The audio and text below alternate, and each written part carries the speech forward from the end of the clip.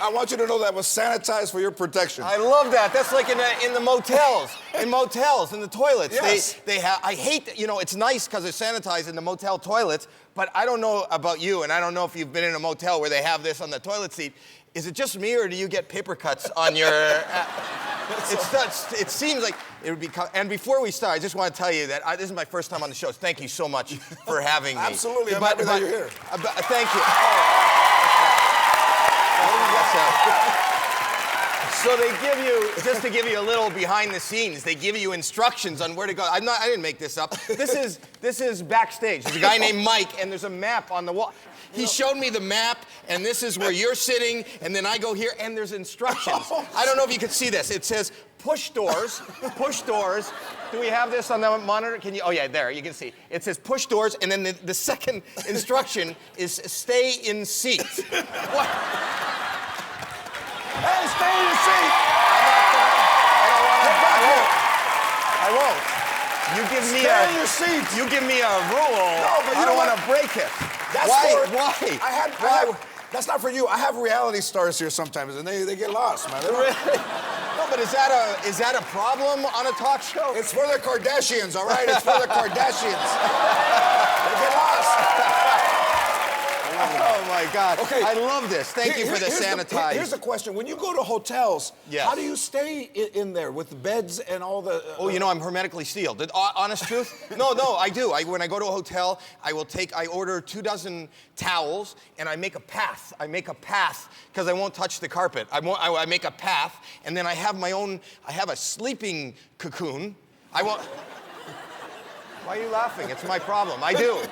I bring a sack that I sleep in, and then I have the black light. It's like CSI. I walk in, I have a black light, and it lights any fluids and other things, and then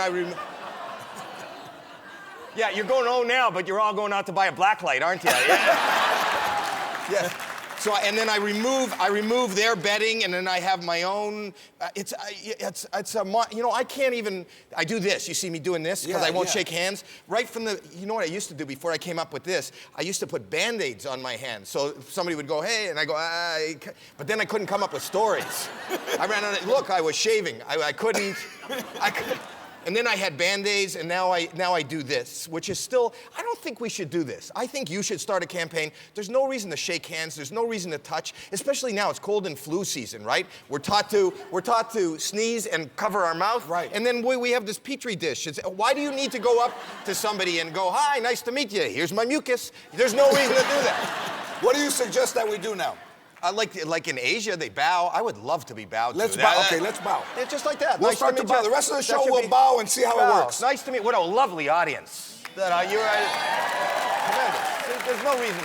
There's no reason to touch. Speaking of fluids, let's speak of fluids. So when you have relations with your wife, do you cut a little hole, or is there is there like Tylenol? You have to line the arrows up and it pops off. You turn the tube. Well, the thing is, my craziness is just shaking hands. Everything else is touchable. Oh. So if you need to shake flesh, I'm here. But yeah, I had children. I have 3 children. Right. I have 3 children, but you know what? It's just. But I wish. So we have sex. Well, I've been with her for 35 years, so it's not as much as I would like. She's watching, so I'm just. And I'll be home in a minute, so get ready, honey. You know what? You know what I noticed after marriage. I can't talk to you because you can't legally talk about it. But, I'm sorry. He's right. That's right. Yes. Well, you're going through that whole court thing. Custody. You get to keep the kidney. Anyway.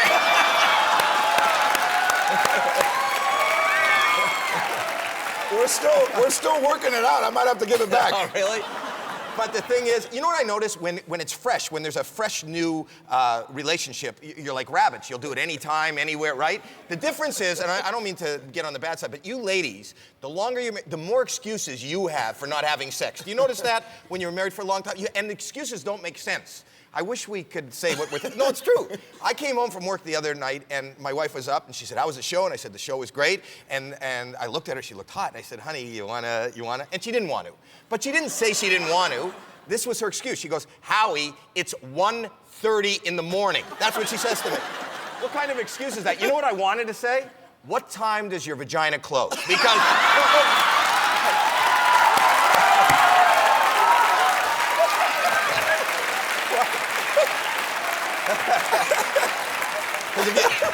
if you just lower your panties, I can read the hours and I will never be late again. Oh my God! All right. Yeah. Besides all the things that you do, you also are getting into clothing, which makes sense. Celebrities have their own clothing line. Oh, get into clothing. I thought you meant it makes sense because you don't want to be naked. Yes. But you have your own line. I'm selling. I'll give you a pair. I got these sweatpants now. I'm in competition with Juicy. So this is. It's not. There you go. My thing. Juicy. And if this takes off, I'm thinking of damp. That's good. Yeah, that makes sense. For the summer. Summer. But I love clothes and stuff. I do. I'm nuts about clothes. I buy clothes all. You know what I just did? I'm gonna tell you this. You know where I shop? Sky Mall. I love the. You mean on the airplane? Yeah. You know they have the thing. Yeah. I bought these. I just bought these. I gotta show you these. I bought these. How do they deliver them to you when the plane No, lands? I go. I shop. I save money on the products, but it's $2,000 for the ticket. So I don't really.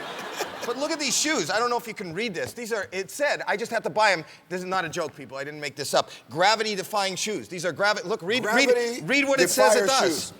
These are actually brand new. In footwear. No, but read the different things that it does. Appear nearly 2 inches taller. Yeah, you can jump higher and taller, walk faster. Taller. It said taller. Taller. I thought it said you had 2 inches. I didn't know it. I didn't know that was height. Go ahead. What else does it do? Look like $1 million. You're right, and you can. If you're not completely satisfied, I will come and pick up the shoes from you, and I will pay the shipping. But it says they're gravity-defying shoes. They are. Whoa! Whoa! These are amazing. Wow. George, can I tell you?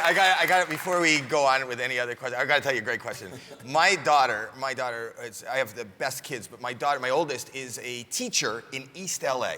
Okay, and she just told me this great story. She's a kindergarten teacher in East LA, and she says to the kids, you know, at the beginning of the year, she wants to know what they know, you know, kind of how much, and it's largely for those that don't live in LA. East LA is a very Hispanic neighborhood, you know, so.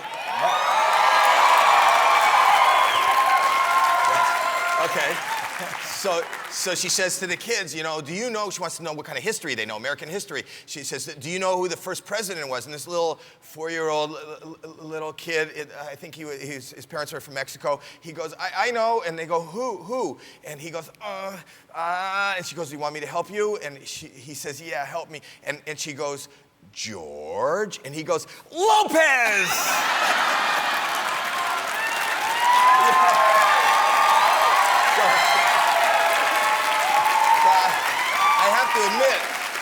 I have to admit that I was born and raised in Canada, so I didn't know. So this is such an honor to meet you. Thank you.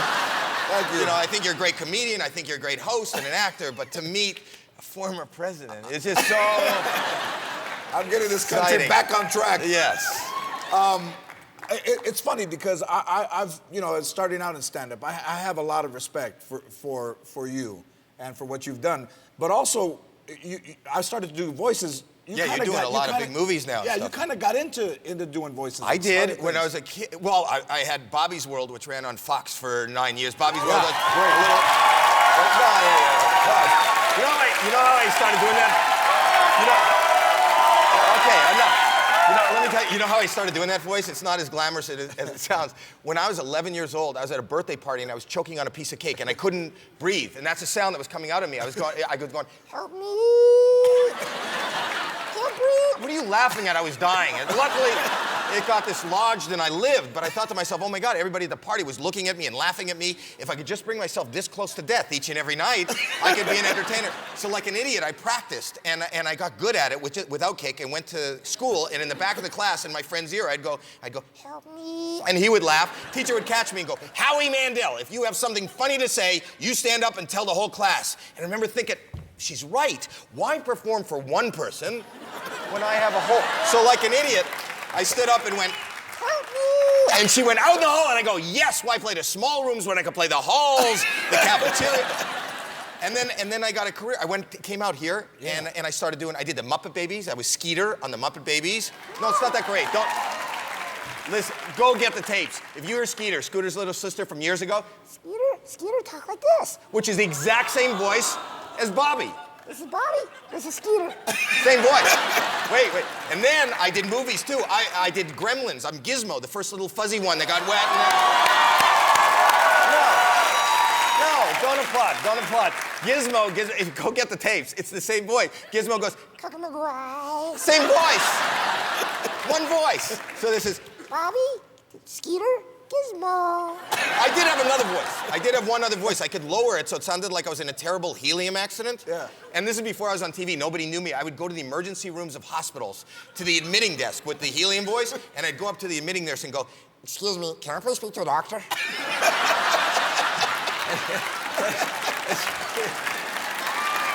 And she would say,